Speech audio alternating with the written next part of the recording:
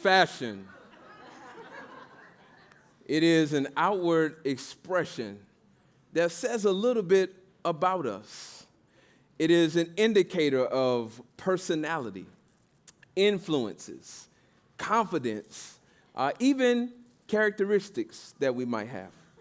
Now, some of you know right away that this is classic hip-hop fashion. Some of you are very confused. But I'll break this down in just a minute. But this comes from the 80s. There's a group called Run DMC that some of you may have heard of. There's another artist called LL Cool J, who's not just an actor on TV. He was actually a hip-hop artist. But speaking of hip-hop, 2 weeks ago, I preached a message in this same series paralleling the Proverbs to hip-hop, because it really reminded me a lot of hip-hop. And in case you missed it, you can catch it on video, but I'll just kind of summarize it just real quick with 4 quick parallels that I made. Number one, the Proverbs are poetic in nature, just like hip-hop is poetic as it relates to music. Secondly, the Proverbs are communal in nature. It really was a reflection of the wisdom of the community, just like hip-hop, which would have been started by a guy named DJ Kool Herc, really became the wisdom of the black community and people of the streets. And then thirdly, Proverbs really would kind of reflect the messiness and the mundanity of life. And I think hip-hop in the same way would have been the same way. How do we navigate through these everyday things related to love and life and struggle and survival? And then fourthly, the Proverbs would have been written in the post-exilic period. That would have been a time when Israel would have been exiled away from their land where they belonged. And I believe that hip-hop is similar in the way that you had a black community that's really trying to figure out how to live a life that is surrounded at times by oppression and maybe being in this country but not feeling as though they're accepted by this country.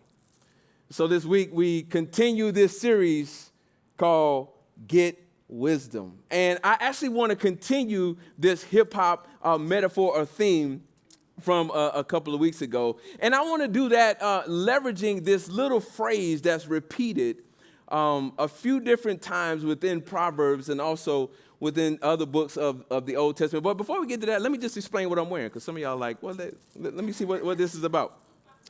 This is kind of like my red carpet moment where, they explain, what's going on and what you're wearing and what it means and all that sort of stuff, right? But before we get to that, I just got to say, I love black culture because we are very expressive people, just in case you didn't know. I mean, like, it's in our food, it's in our hair, it's in the colors we wear, it's in our language and nomenclature. And by the way, I may use some terms that you might not be familiar with, so we'll pop it up on the screen so you can...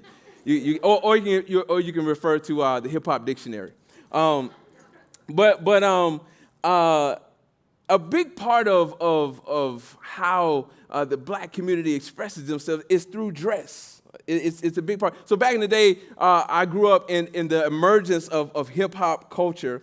And they would have been wearing like big chains like this, like the big ropes, so I'm living out kind of like my little childhood dreams right now, because I can never afford this stuff, and I can never, well, this is fake, but I can never afford that jewelry. I can never afford to rent. My parents would never buy that stuff for me. But you had like the thick ropes, and you had what this called a Cuban link. You had the Cuban link chain, and then at some point, things would move to being iced out. Like, this just a little bit of ice, that's like diamonds, You had herringbone chains, which I couldn't find one, so I don't have one on. But, it's just an expression of how you roll, that's really all it was. So maybe you had that kind of dough, you had that kind of cheddar, you know what I'm saying? That's just what, or it was kind of like just flossing, not this thing right here, But nevertheless, you had to look the part, right? So even the glasses, like these look-alike Cassell glasses that I wanted back in the day. And I mean the hat, just reflecting your heritage or your favorite team or your hood or any of those sorts of things. Then you had you had the sweatsuits, like just the classic sweatsuits and the hoodies and the shirts and the kicks, that means shoes. And you had classic brands like Adidas, Fila and Nike and Puma and Kango. I wish I had a Kango I could wear.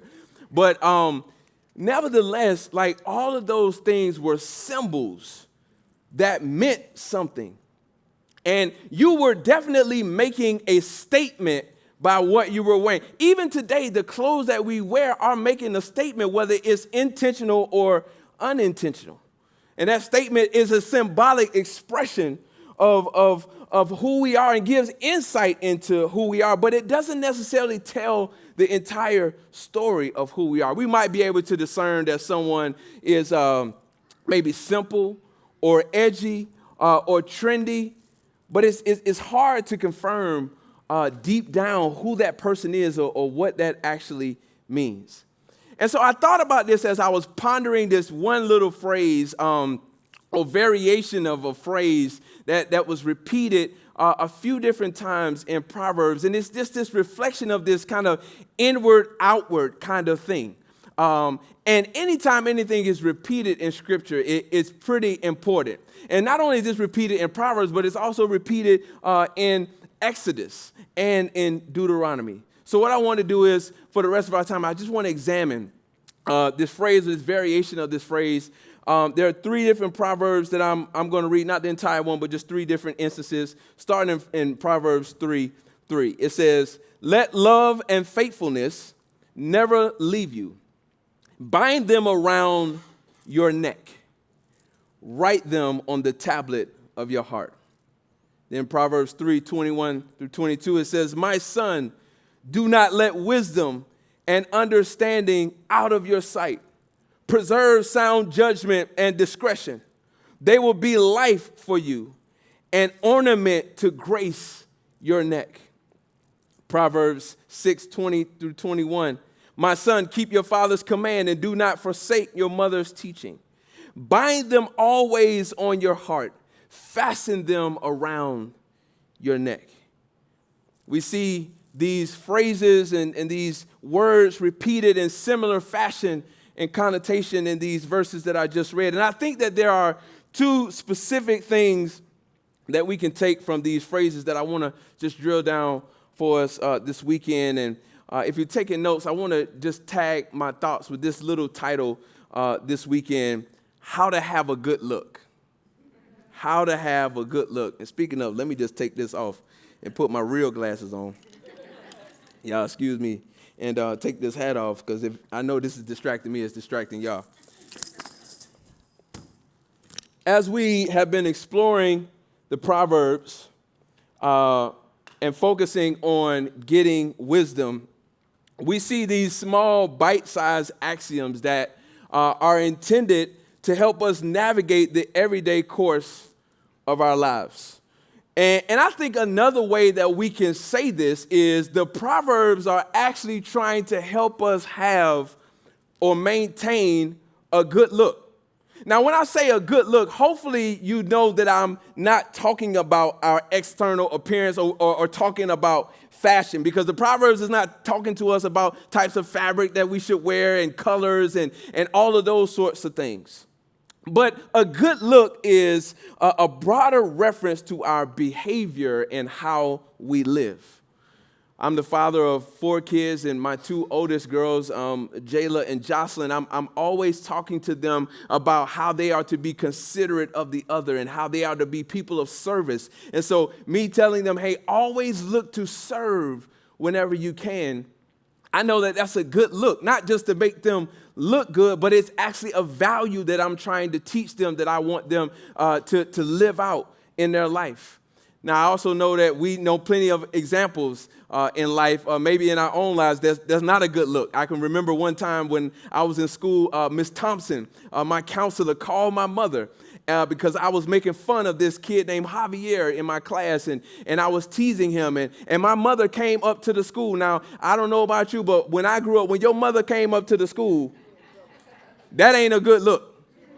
Especially if it wasn't for an appointment and she had a certain look on her face. Like, you were going to have to explain that to your friends the next day. So that was not a good look. But the Proverbs is full of these kinds of good look pointers, which is really focused on a higher level of holiness. Now, I know that that's a word that you guys don't maybe hear a lot of. We don't talk and preach a lot about holiness specifically, but basically it just means that we are set apart in our dedication to God. And this set apartness is not about us being better than anyone else. It's basically about not living beneath the standard that God has set for us. And so we often need reminders of what that standard is and how we are to live up to that. And I don't know about you, but my parents were pretty good reminders. There were things that they wanted me to remember and learn, and they would repeat them over and over, and they would say these things over and over again, so much so that I would even hear my parents in moments when I didn't want to, when I had other ideas of things that I wanted to do. But it was because they wanted those things to be in me, and they wanted me to remember them, and I still remember some of those to this day. So we have this repeated phrase or this combination of words that are related, bind and neck and heart, and it says bind them around your neck, talking about these teachings or this wisdom. Write it on the tablet of your heart. Make it an ornament to grace around your neck. Bind them always on your heart and fasten them around your neck. I think those phrases are really related to two ideas that I want to share with you this weekend. The first of which is, I think that these phrases are talking to us about outward adornment or outward expression. Now, binding and fastening around the neck or an ornament gracing your neck, I mean, it's like wearing a necklace like you saw me wearing. And it's an outward expression. Now, the history of necklaces and why we wear necklaces, aside from the fact that maybe it's fashionable and it matches, our outfit or so, but there were deeper reasons why we would wear necklaces. And one, maybe it's something that we value. It's a value to us because someone gave it to us, or it represents a family member or a family value. Or maybe it is expensive and it was given to us as a gift, so it has a value. The second thing, or maybe a second reason, would be it serves as a reminder of something. It is seeing it or touching it reminds us of, I don't know, maybe a virtue or a teaching or something that we want to be held accountable to. And then thirdly, maybe it represents an identity, who we are or who we belong to or what we represent. Now, we may not be carrying or wearing something as an expression of wisdom, right? But let me just ask you this. When people look at you and observe you, when they observe your behavior and your decisions and your interactions, what do they see? What is it that is being reflected in that moment? Because wisdom should be an outward identifier that is tangible and visible. But here's the challenge for us. We tend to focus on this outward expression or this outward adornment in the wrong way. Ways that are maybe easier for us to kind of check a box. So it looks as if, or we can easily say we did that or we're doing that, but there's no real depth to it. Or ways that feed our ego, all right, so that we can get a boost by it. So we're outwardly doing these things, but the reason behind it or there's a lack of depth to it. And we're engulfed in a world that is diligent in box checking and ego boosting. And the wisdom of this day, it is all about having a good look. But the good look doesn't necessarily have a lot of depth to it. And the good look is usually only momentary. I remember growing up, my parents always had chores for us to do. And they would tether those chores to things that I wanted to do. So if there was stuff that I wanted to do, I had to make sure that I got those chores done. And so there were plenty of times where I wasn't on top of my game. And I would say to my mom, hey, I want to go do this. And she would say, oh, well, are your chores? And I would quickly say, oh, yeah, my chores are done. But upon further investigation, because my mother would do things like this. I would try to wipe down the counter because if I had to do the kitchen, she had taught me she would lift up the toast and just put her finger underneath and say, you see that? I used to be like, man. But it was because I was just trying to show quickly that I had done what she asked me to do, but I didn't do it thoroughly.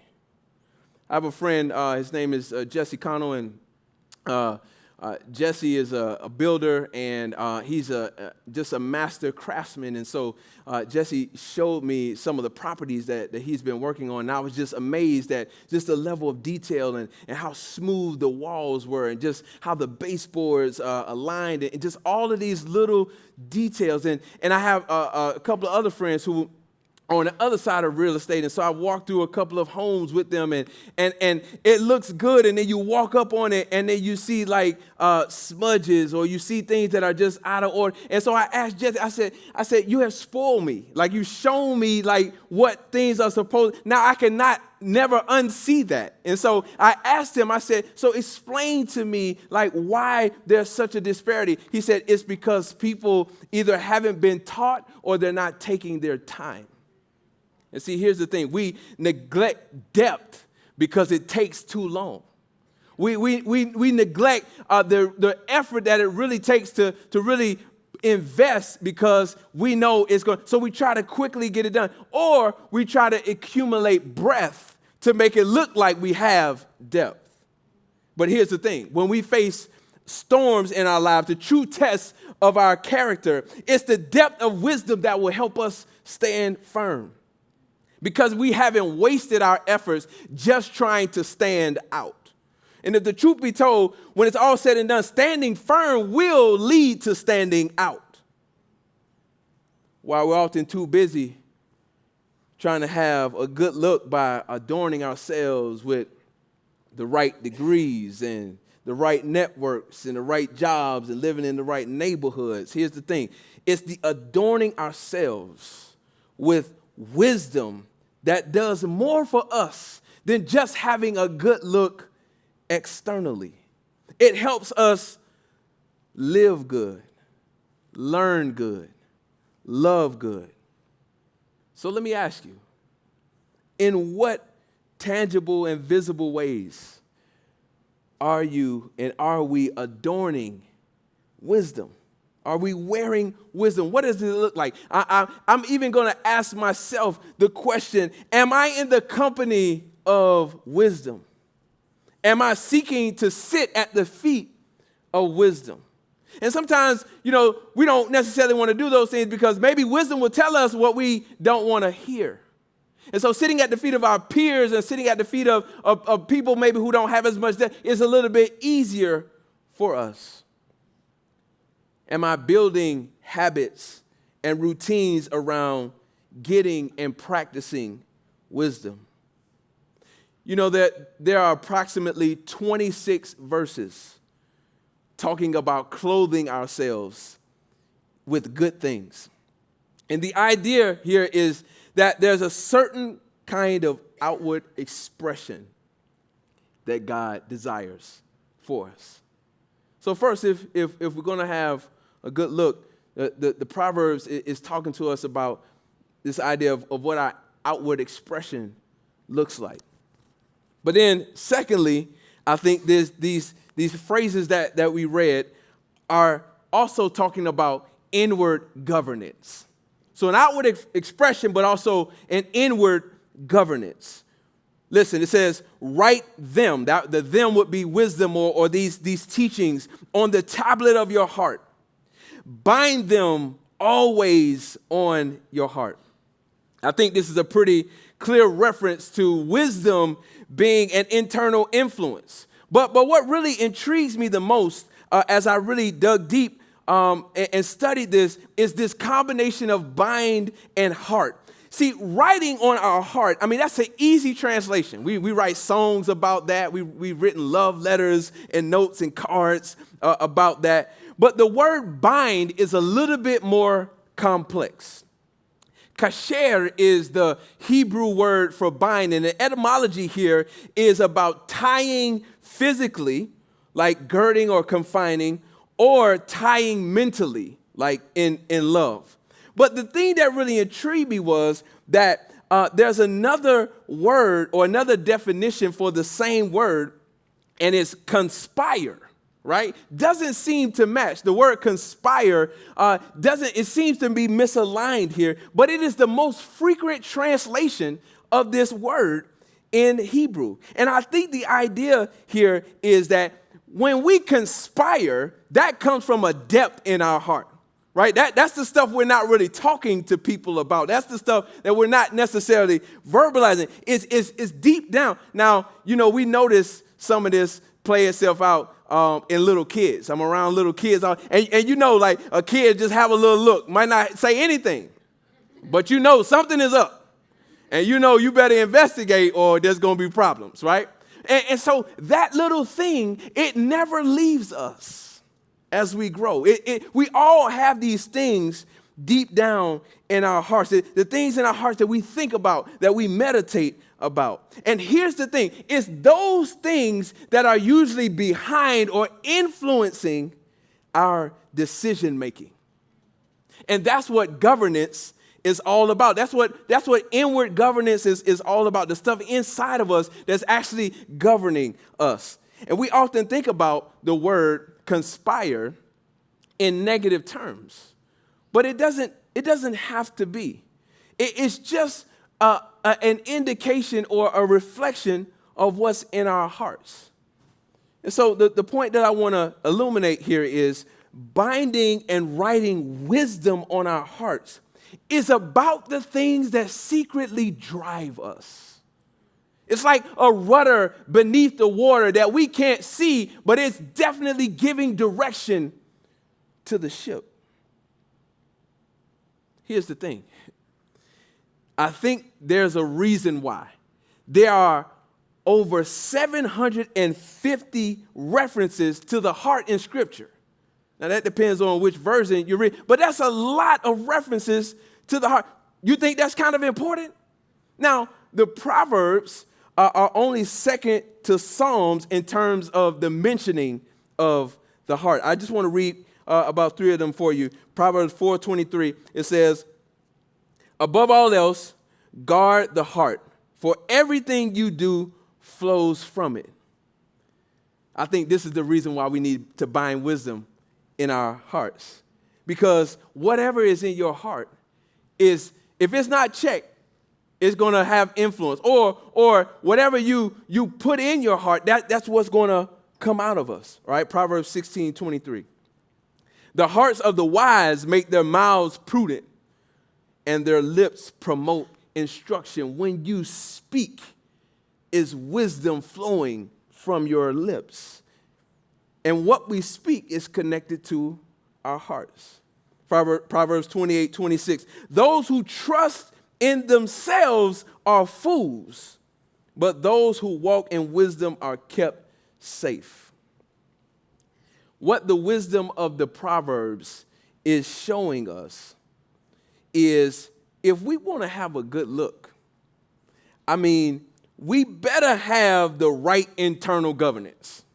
If we want to be anchored in the right way, we better give attention to what's in our hearts and taking inventory of that. And let me just help you out here. One of the ways that we can help ourselves is to give somebody else permission to check our hearts.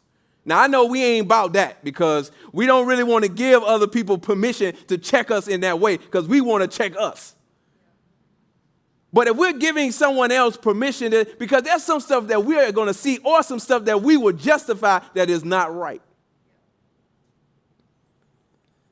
Where there's a lack of accountability, which is what I'm talking about, where there's a lack of accountability, selfish ambition will run rampant. And James, the brother of Jesus, he says, and wherever you find that, you will find every evil practice. So, wisdom serves as this internal compass for us, a guide to govern how we live, to help us maintain this holiness and this godly standard, which was the original intention of the Proverbs for a displaced people in Israel who didn't have the structure of their homeland in place, so they needed this anchor to help them navigate life. Let me close with this. One of my favorite books that I've read over the last couple of years is a book called The Other Westmore. If you haven't read it, I highly recommend it. But it's a story of two black boys growing up in similar neighborhoods in Baltimore, Maryland, and they're both products of single-parent homes for two completely different reasons. But they were both headed down the similar path, but from different directions, and both had close proximity to the wisdom of the streets. And they also both had dramatic turning points right around similar points of their lives that actually changed the trajectory of their lives.